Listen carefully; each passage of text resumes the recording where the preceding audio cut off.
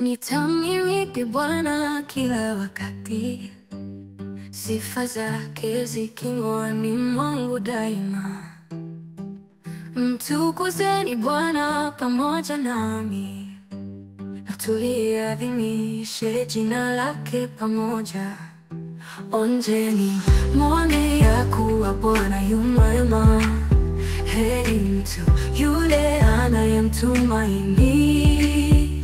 Bwana huzikomboa nafsi za watumishi wake, wala hawatahukumiwa wote wamkimbiliao.